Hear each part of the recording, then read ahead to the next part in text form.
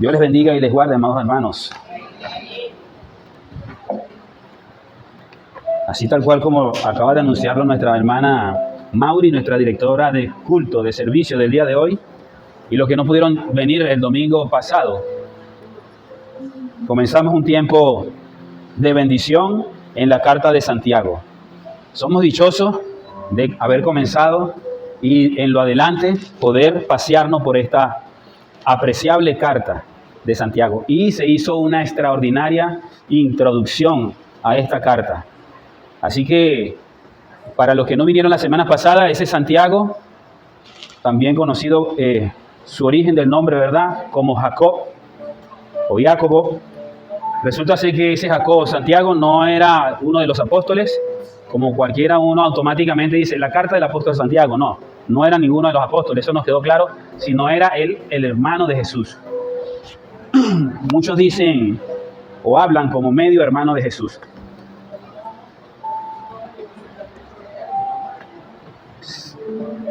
De las grandes cosas que nos hablaron en esa introducción, se habla de que es una carta que nos va a motivar, a instar, nos va a ayudar a vivir una fe práctica, nos va a mover.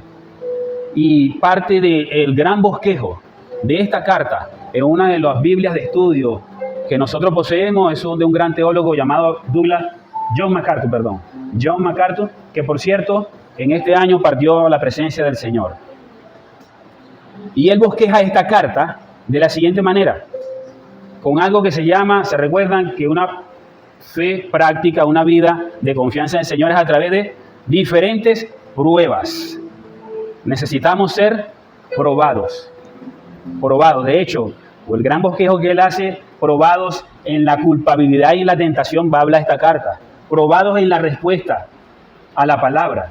Tenemos que ser probados en el amor imparcial. Tenemos que ser probados en la lengua, en nuestra forma de hablar. Vamos a ser probados en toda sabiduría y humildad. Vamos a ser probados en la gratificación, para ver si verdad somos ingratos o sabemos ser agradecidos. Vamos a ser probados en la dependencia que tenemos que tener en plenitud en nuestra relación con nuestro Dios y Padre Creador. Vamos a ser probados, vamos a tener una prueba de resistencia. Vamos a ser probados en la verdad, para ver si caminamos en la verdad. Vamos a ser probados en una vida de oración, para ver si en verdad tenemos una comunicación efectiva, pero también eficaz. Eficaz y también efectiva. Eficaz que sea a tiempo, en todo momento. Y vamos a ser probados continuamente en la verdadera fe.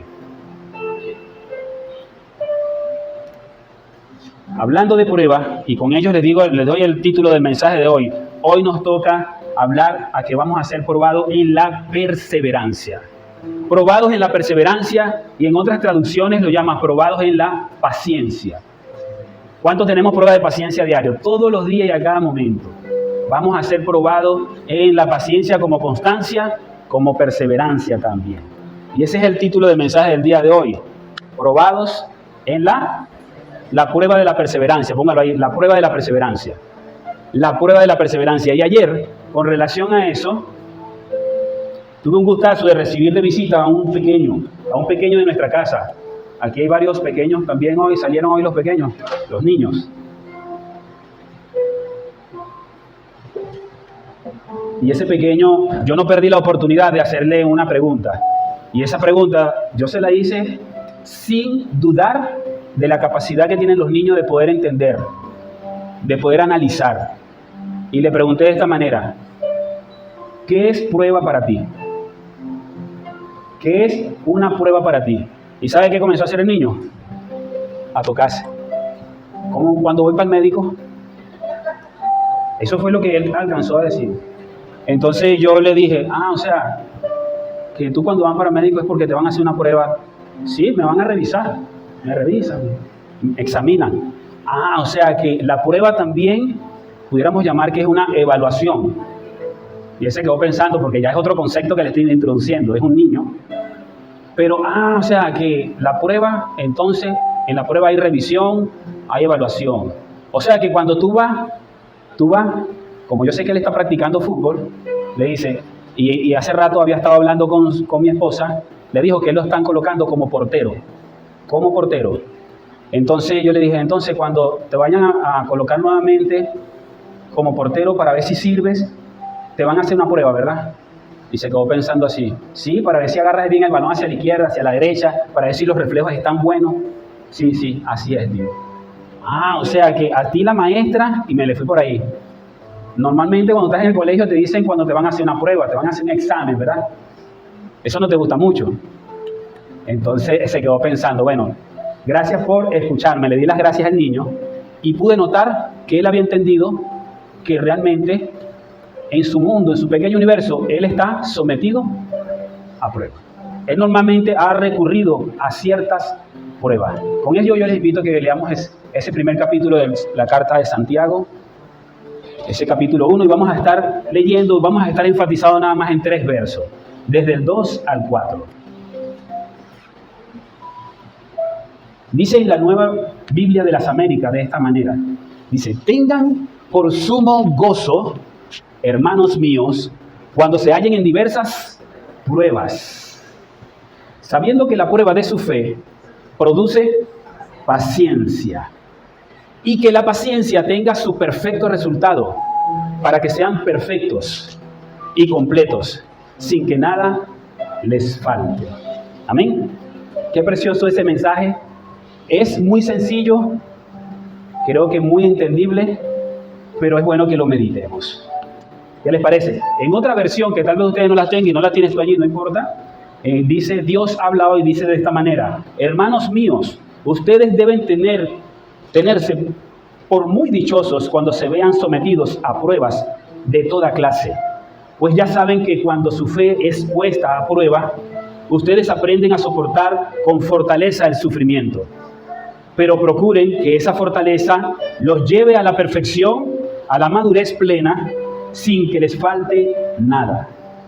Así dice esa otra versión, y también está como que un poco más digerible, ¿verdad? Y si hay algo que notar que tiene el Santiago, el escritor de esta carta, es la familiaridad con que se dirige esta palabra que dice, hermanos míos. Él no solamente la dice porque le está escribiendo a unos compatriotas, a una familia, a una gran familia, sino a unos hermanos que habían sido alcanzados como la gran familia de la fe en común que lo había unido, ¿en quién? En la máxima de su grande y único Dios. Dios que le había dicho a ellos y se había presentado a ellos como su Dios Salvador. Y es interesante que él la repita en esta carta, ¿sabes cuántas veces? Aproximadamente entre 14 y 19 veces repite la palabra hermanos míos. Hermanos míos, se está dirigiendo a una familia de creyentes que han recibido el mensaje. Y eso es muy importante que sea denotado allí y no tenerlo en poco, porque eso nos debe ya hacer sentir muy dichosos. Esta expresión, ¿verdad? Es una expresión grande y de mucho afecto.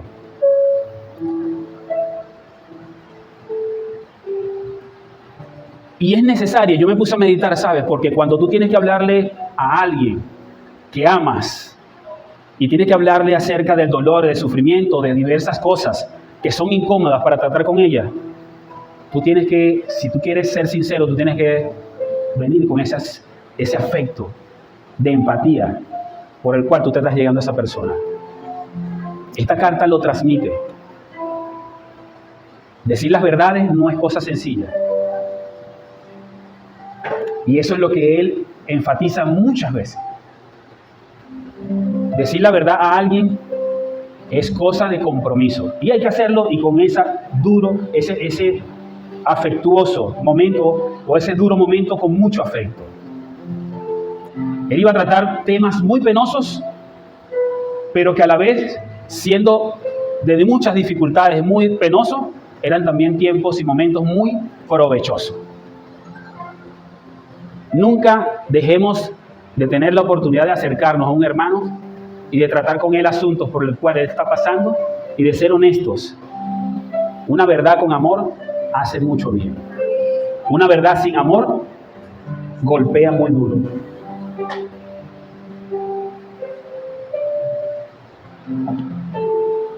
¿Sabes por qué? Tú te recuerdas de la carta que anteriormente estábamos hablando a Hebreos, ¿verdad? Cuando hablaba de esos puntos.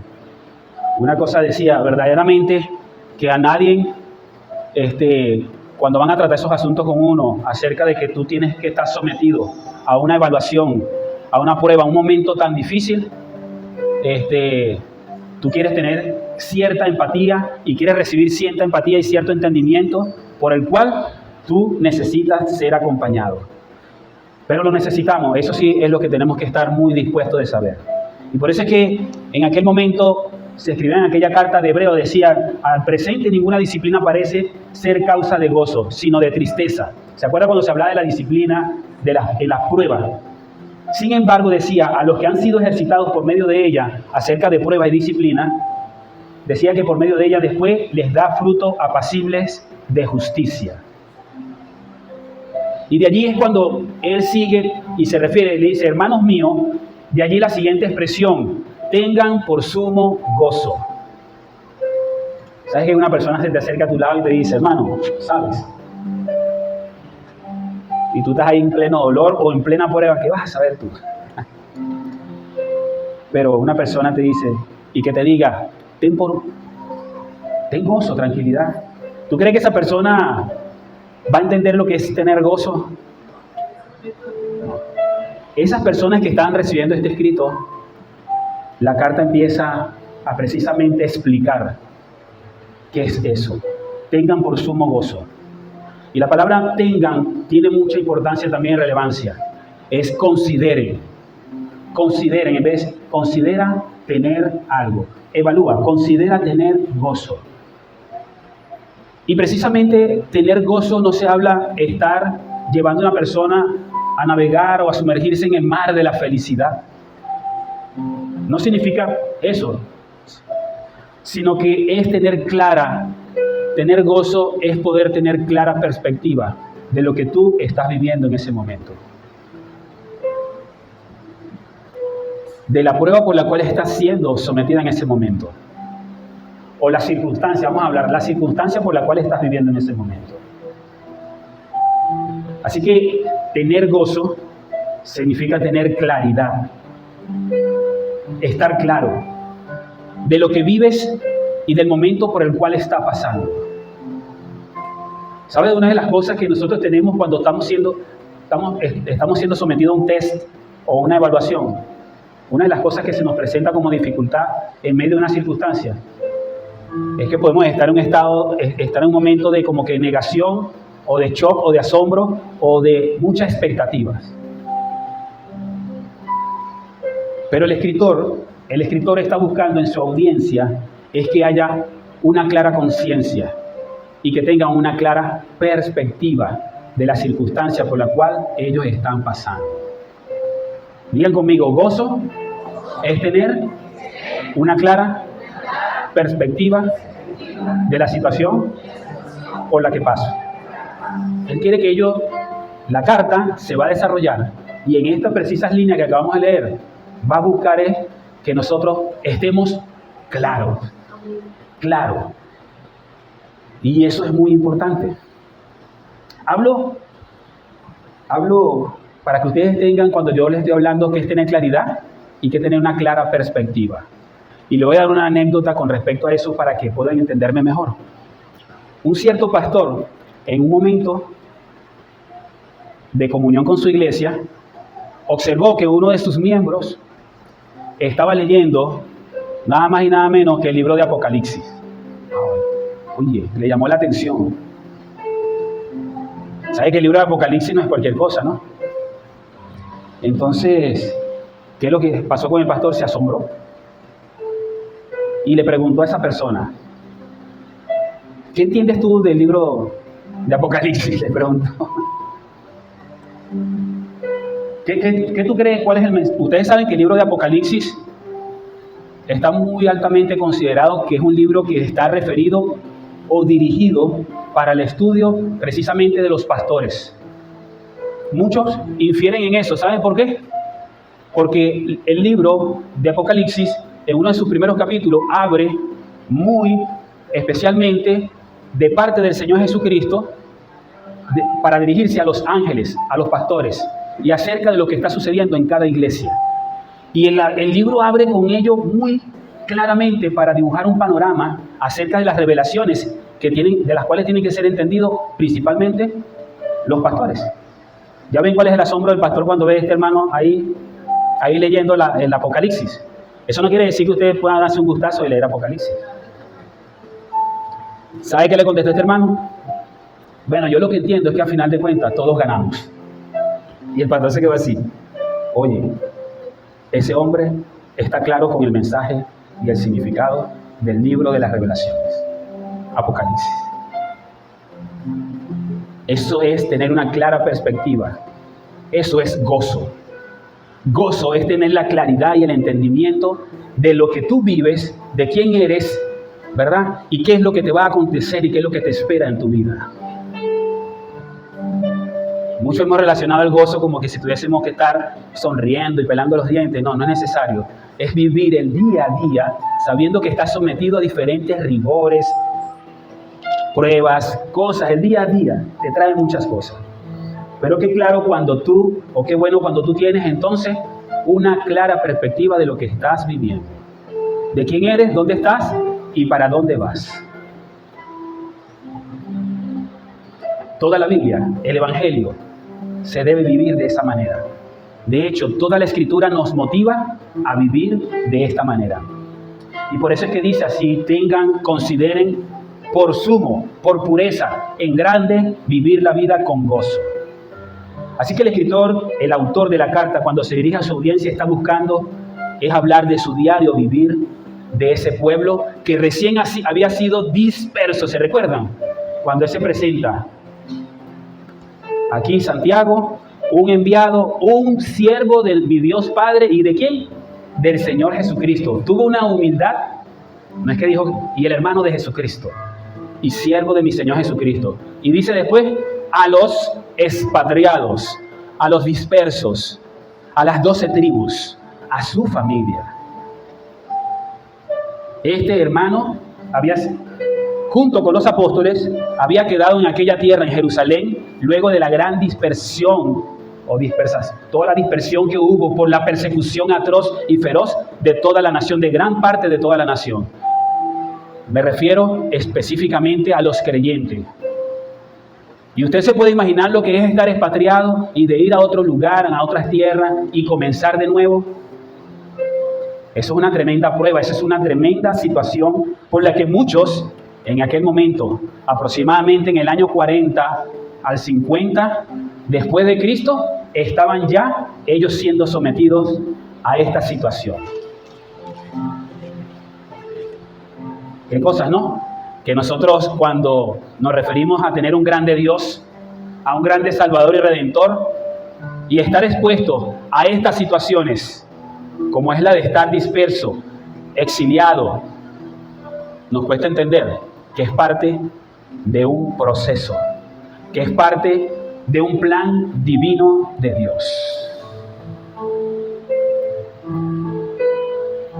Díganme ustedes si después, ¿qué es lo que pasa normalmente cuando usted es expuesto a ese momento, a esas pruebas, a esas situaciones? Uno lo que comienza es por tener un shock, uno entra, como decir, en un proceso de asombro. Tú te preguntas por qué, comienzas a hacerte todas esas preguntas.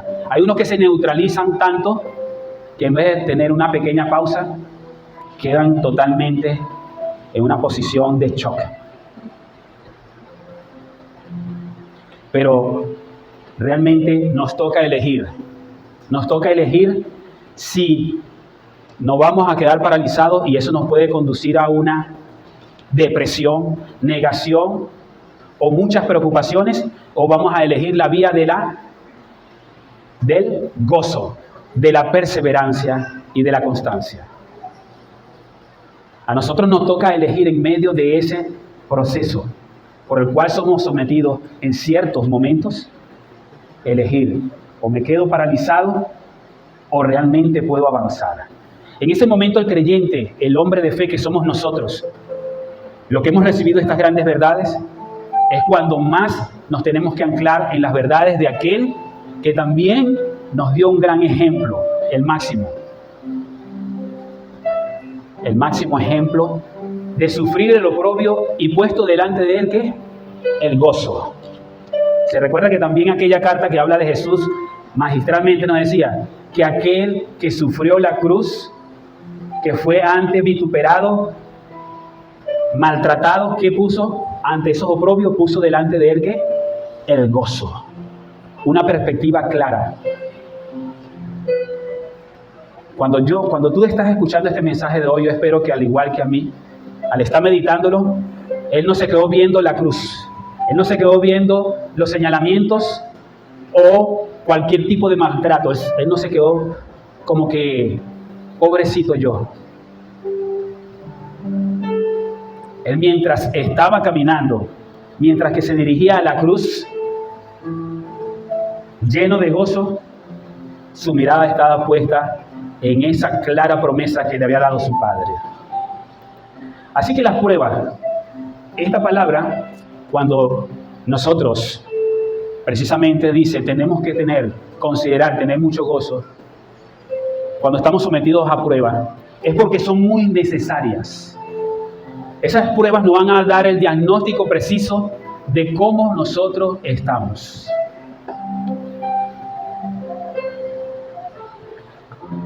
¿Sabes tú precisamente que cuando somos sometidos a pruebas, como cualquier test, una evaluación, un examen médico, cuando tú necesitas probar algo, cuando eres sometido a pruebas, ¿qué necesitas tú obtener? Un resultado de esa prueba. Y las pruebas normalmente se hacen porque se necesita un diagnóstico. Se necesita tener una respuesta. Y eso es lo que esta porción quiere que nosotros podamos escuchar y entender hoy. La prueba va a traer respuesta, va a hablar por sí sola.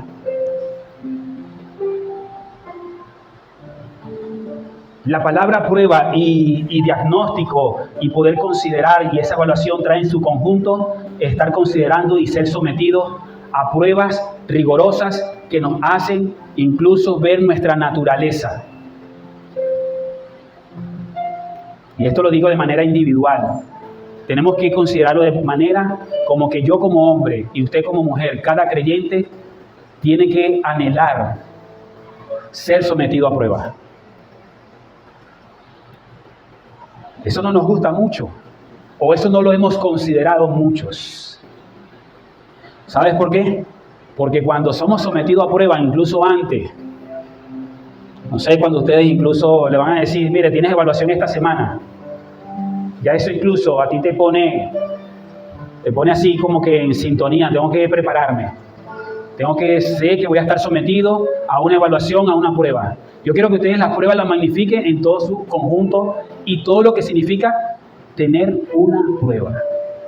Todo lo que genera tener una prueba o estar sometido a una prueba. Y lo que quiere el escritor es que saber esto no nos debe quitar la paz.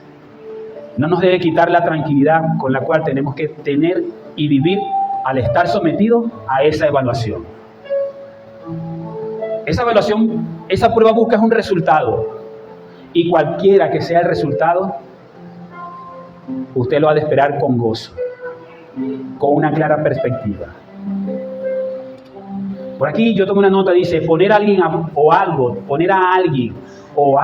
a prueba es con el propósito de descubrir, ¿verdad? Y tener una respuesta de su rendimiento, de su calidad, de una persona o de una cosa. Y de allí es donde nacen los estándares, incluso cuando buscamos obtener un producto final. Incluso eso es aplicable a todo lo que el hombre ha diseñado o ha construido. En los procesos, cuando se elabora un vestido, un calzado, cuando se elabora un vehículo, cualquier cosa que tú te puedas imaginar, en uno de los pasos de los procesos hay una cosa que se llama control de prueba o control de calidad. ¿Y qué es lo que se busca? Que al final ese objeto o ese producto, conocer la calidad, la naturaleza, la durabilidad, la confiabilidad de ese producto. Es necesario someterlo a prueba. Así que cuando leemos esto aquí en el Evangelio, en esta carta, Nosotros no podemos pensar es que Dios, bueno, se le ocurrió eso. No, precisamente Dios, el creador de todas las cosas, nuestro diseñador, el arquitecto que creó todo perfectamente, dice, yo tengo que someter a prueba todo lo que yo he creado. Es Dios, es un plan divino de Dios. Ustedes saben que una de las cosas que tenemos que tener y recordar es que precisamente cuál fue el hecho y el motivo del desierto de nuestro Señor Jesucristo. El Padre, nuestro Dios y Padre, el objetivo principal, uno de los objetivos principales con su hijo era ser sometido a prueba, su corazón, su fidelidad, demostrar a todos la calidad y la naturaleza santa del Señor Jesucristo. Tenía que exponerlo. Pero fíjate tú, vaya, qué creatividad de Dios, ¿verdad? Someter a prueba a su hijo en un riguroso desierto.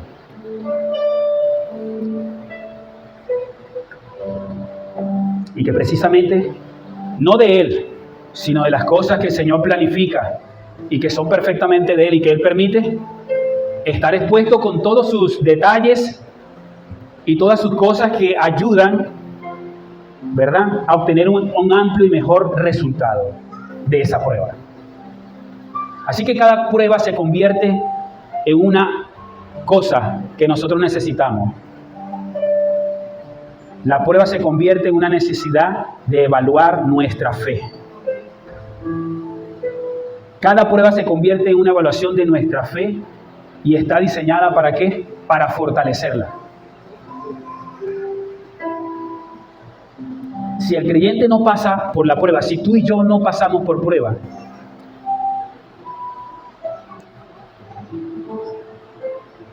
nos debe preocupar. Si usted a diario, en su diario vivir, no está considerando que está siendo evaluado, creo que no está consciente de lo que usted está viviendo en su diario vivir. Si usted su caminar diario y el mío, ahora lo ponemos en perspectiva, claro de estas cosas, considerando estas cosas, entonces vamos a tener con sumo gozo que las pruebas son parte de mi diario vivir. Una necesidad que voy a tener. Y saber determinar que estoy en una clara y correcta relación con Dios.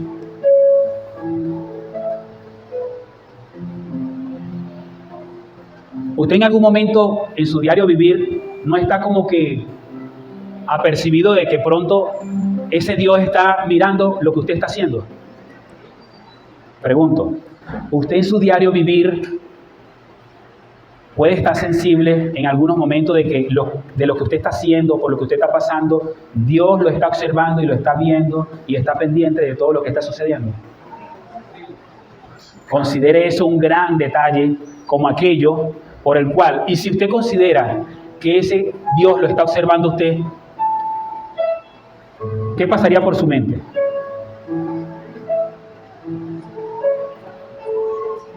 Oye, si yo estoy haciendo algo, lo estoy haciendo entonces, y lo estoy haciendo medio torcido, o de repente lo estoy haciendo no de la mejor forma, o si yo quiero hacerlo y terminar hacer lo que estoy pensando hacer, y estoy siendo observado, ¿qué hago?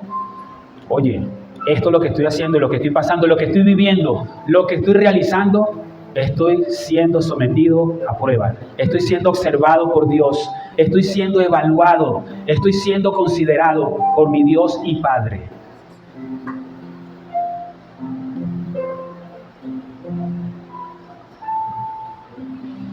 Así que sí nos queda claro que las pruebas vividas con gozo, con esa llenura, esa plenitud y esa claridad, demuestran y van a certificar, van a probar la calidad de nuestra fe. ¿Y no es por fe que vivimos? Amén. Pero también, ¿sabes qué produce la prueba? La prueba produce resultados favorables, produce frutos buenos, produce frutos apacibles. ¿Sabe qué también produce la prueba? Algo que en esta carta nos quiere mostrar el resultado, pues, de lo que estamos hablando. Gozo, prueba y mucha fe. ¿Pero cuál es el resultado? Por aquí la tienen. Paciencia. Paciencia. Va a producir en nosotros paciencia. Y estoy hablando así poco pausado. ¿Sabe por qué? Porque sabe que hay algo que a nosotros nos ha costado tener y vivir y quitarnos el sombrero. Es poder tener paciencia. Es poder tener paciencia incluso cuando se nos comen el paso, cuando nos quitan el paso, cuando nos agravian, cometen un agravio, cometen una torpeza con uno, con una palabra, es decir, nos ofenden.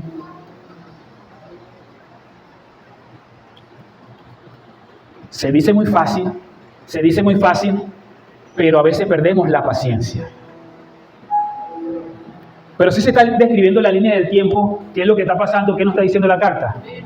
Realmente cómo vamos a dar el fruto y va a ver el resultado de la paciencia, mi hermano Pastor Jaime, que usted muchas veces se ha parado aquí a decir, la paciencia, Dios mío, perdí la paciencia con esto. Hermano, el fruto de la paciencia, que es parte del fruto del Espíritu Santo, es el resultado, es el producto, es el fruto de haber estado sometido a prueba, y una prueba con una clara perspectiva, con claro gozo. Así que cuando no tenemos, se nos escapa la paciencia, tú tienes que retroceder y buscar el proceso, la película. Ya va, no estoy entendiendo por la prueba por la cual estoy pasando.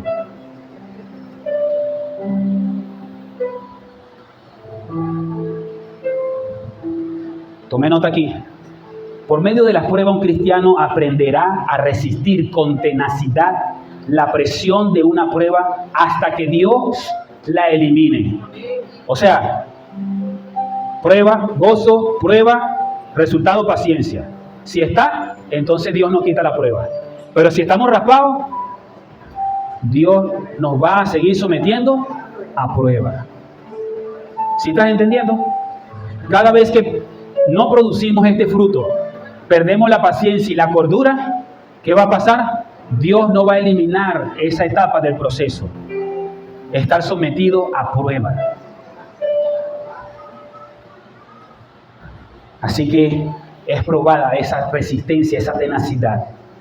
Y solo va a estar hasta que Dios la elimine en el momento señalado. E incluso podrá apreciar su beneficio. Qué sabroso cuando usted pasa la prueba y tiene el resultado de esa perseverancia, de esa paciencia. ¿Cómo se siente usted? Usted entonces es donde aprende a obtener el beneficio.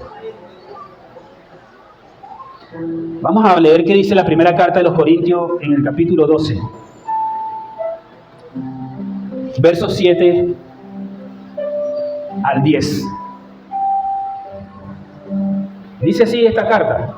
Pablo sabe que todo en la iglesia, uno siempre habla de Pablo, porque es el referente en las Escrituras, así cada quien, ¿verdad? Pero eso somos tú y yo hoy. En medio de dificultades y de pruebas dice, y dada la extraordinaria riqueza de las revelaciones, por esta razón, para impedir que me enalteciera, vamos a leerlo en esta palabra, pero cada uno se lee, da la manifestación. Primera de Corintios dije, 12, 7.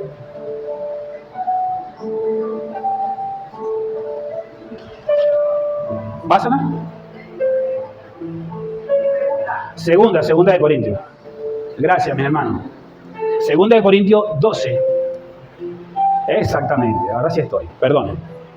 Dice, y dada la extraordinaria grandeza de las revelaciones, es decir, de estas grandes verdades, por esta razón, para impedir que me enalteciera, me fue dada una espina en la carne.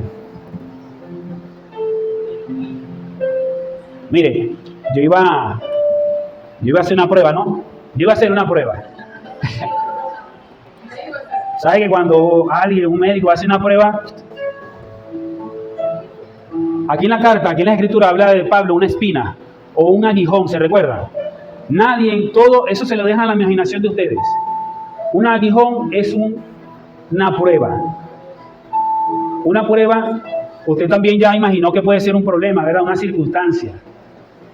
Muchos aprecian que pudiera haber sido una enfermedad que lo aquejaba.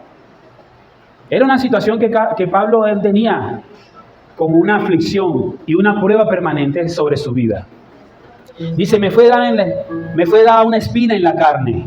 Y dice, un mensajero de Satanás que me abofetee, para que no me enaltezca. Sigue. Acerca de esto, 3 veces he rogado al Señor para que me lo quitara de mí. Dice, ¿para qué? Para que me lo quitara. Y Él me ha dicho, te basta mi gracia, pues mi poder se perfecciona en la debilidad. Dice después, por tanto, con muchísimo gusto, con gozo, con alegría, me gloriaré más bien en mis debilidades, para que el poder de Cristo more en mí. Dice más adelante, no sé si lo leímos, vamos a leer el 10. Por eso me complazco en las debilidades, en insultos, en privaciones, en persecuciones y en angustia por amor a Cristo. Y vuelvo a repetir, porque cuando soy débil, entonces soy fuerte. ¿Cuántos de nosotros, al estar sometidos a rigurosas pruebas o circunstancias por las cuales estamos pasando, no nos sentimos así? Abatidos, un poco cansados, agobiados. Eso no es cosa fácil. Pero fíjense la actitud de reconocer que aún en medio de esos padecimientos, y que él llama también, debilidades, porque me toca sufrir, llevar estas cosas, estar sometido a estas pruebas, prefiero que sea así. Y él termina diciendo, prefiero ser débil, pero sé que cuando soy débil, soy fuerte.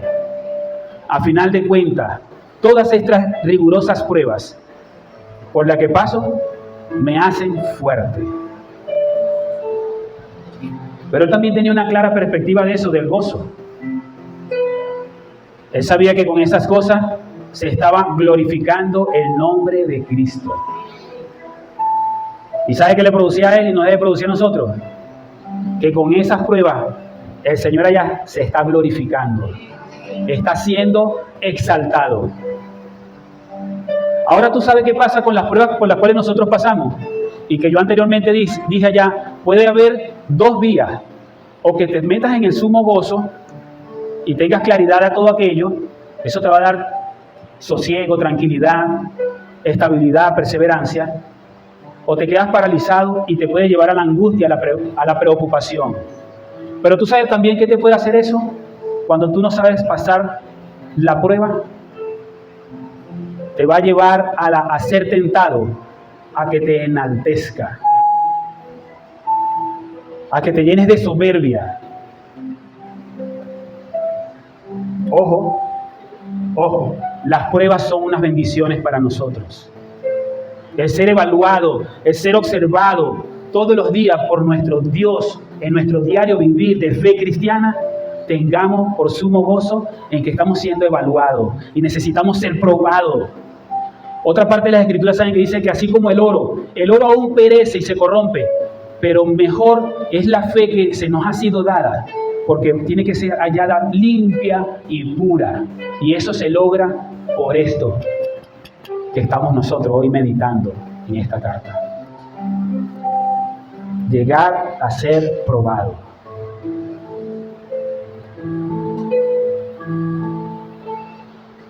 Más adelante en este mismo texto, habla que esa paciencia es constancia, ¿verdad? Es perseverancia, se convierte en una fortaleza para que nosotros seamos perfeccionados. En esta misma carta empieza a hablar algo, ¿verdad? Y dice, en el verso 3, capítulo 1 de Santiago, capítulo 1 de Santiago, verso 3, dice, sabiendo que la prueba de su fe produce paciencia. Número 4, y dice, y que la paciencia tenga su perfecto resultado. ¿Se acuerdan cuando hablamos de que cuando somos probados necesitamos tener un resultado, verdad? ¿Y cuál es el resultado que ustedes creen que va a esperar nuestro Dios y Padre de nosotros? Un resultado de calidad. Por eso dice aquí, ¿verdad? Y que la paciencia tenga su perfecto resultado. Ese perfecto, esa perfección no habla como que si tú y yo estamos libres de pecados. No. El ser perfecto habla de que nosotros hemos aprendido que nuestro caminar de fe y diario vivir de tomado de la mano de Dios nos lleva a una completa madurez, a un constante crecimiento. Nos lleva a ese gran título que vamos a obtener en aquel gran día. Esa es la perfección de la cual está buscando este fruto de paciencia, sabiendo que la fe produce paciencia y que la paciencia produce excelentes y perfectos resultados. Resultados de calidad.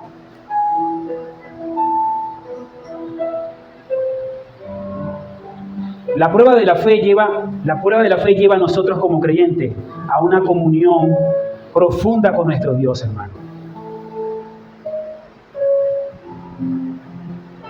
Nuestro caminar diario tomado de la mano de Dios, lo que va a producir, y debe ponernos en auto y en cuenta, que estar tomado de la mano de Dios produce grandes y buenos resultados.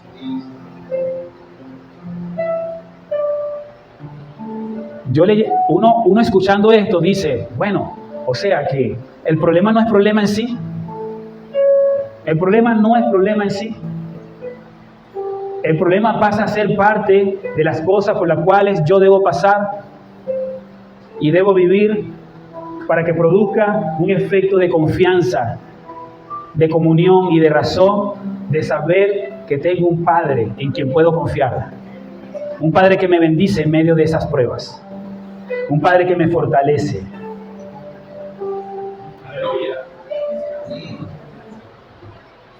En la primera carta de Pedro dice de esta manera. Primera carta de Pedro, capítulo 5. Saben que cuando uno está preparando el mensaje y es escrito de otra manera, es porque cuando uno se pasea rápido por la Biblia y uno está recibiendo, uno está meditando, y entonces a veces en vez de escribir primera de Pedro, no, segunda de Pedro, y uno pasa y las notas las toma de esa manera. Dice así, ¿verdad? Sí, primera carta de Pedro, capítulo 5, verso 10, dice: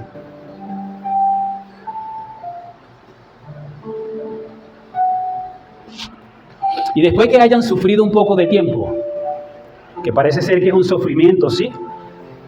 Saben que hay un mensaje que se da y tiende a que las personas creyentes tengan una equivocación, incluso no por aludir o señalar, pero fíjense que hay un eslogan en cierta denominación donde, entre comillas, se predica la palabra de Dios y el eslogan dice: pare de sufrir, ¿verdad? Pare de sufrir. En el mensaje de la Biblia, eso no es bíblico. Eso no es bíblico.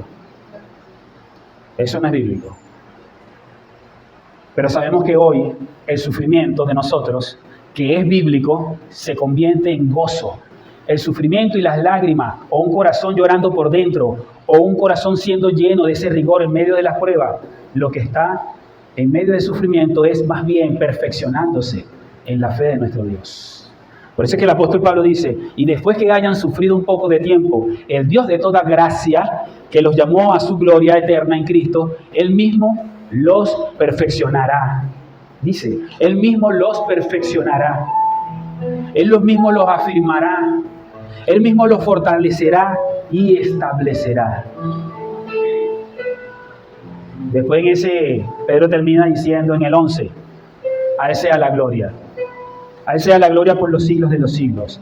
A Él sea el imperio y el dominio.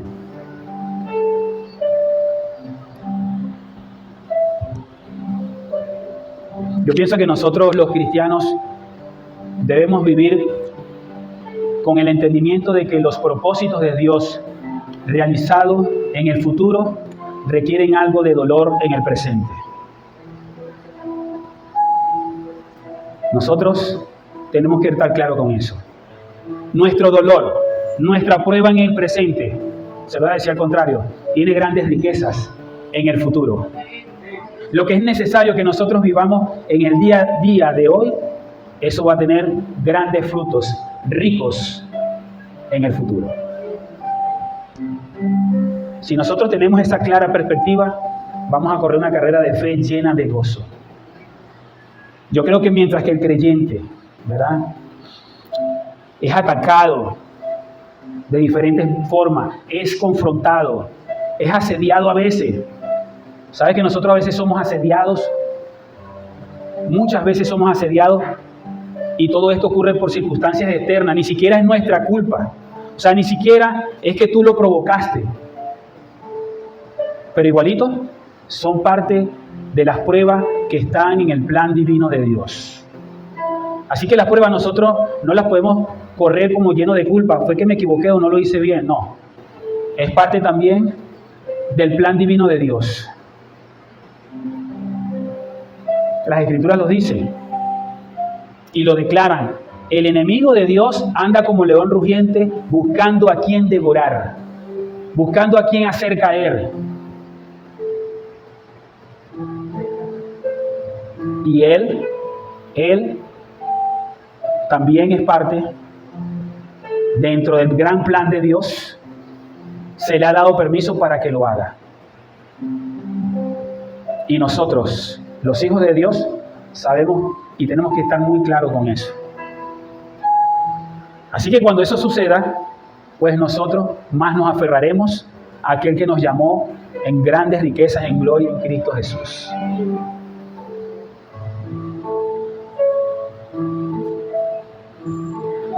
Pero a nosotros saber esto, que un cristiano es atacado por el enemigo bajo ciertas circunstancias múltiples, también entonces sabremos que estamos siendo perfeccionados por el Señor.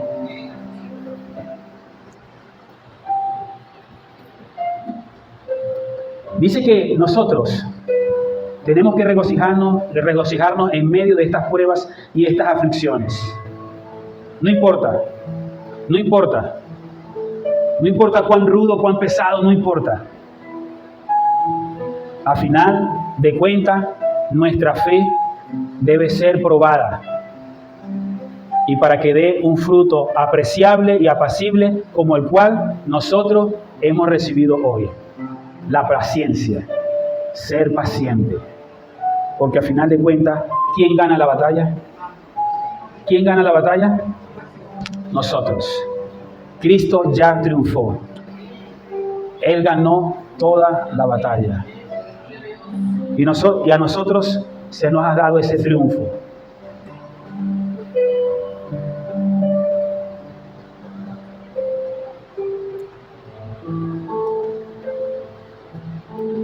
¿Sabe que este verso o esta porción de la cual nosotros ya vamos a terminar?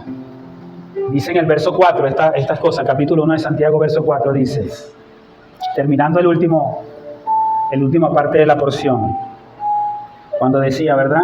Y que la paciencia tenga su perfecto resultado para que sean perfectos y completos. Y dice, sin que nada les falte. Sin que nada les falte. Sin que nada les falte. ¿Sabes qué quiere decir eso? Que Dios sometió bajo prueba. Y aún si tú llegases a estar descalificado y esa prueba se te convierte en una tentación, ¿tú sabes qué va a hacer el Señor? No te va a dejar sin la salida apropiada. El escape apropiado. Sin que nada les falte. Todo el plan providencial de Dios, al estar sometido a pruebas, a ser calificado, a ser aprobado, va a hacer que a ti seas perfecto en todo tu caminar. Nada te faltará. Eso es una perfección constante, una perfección y un camino constante de crecimiento en el Señor. ¿Cuánto lo alaban? ¿Cuánto le adoran?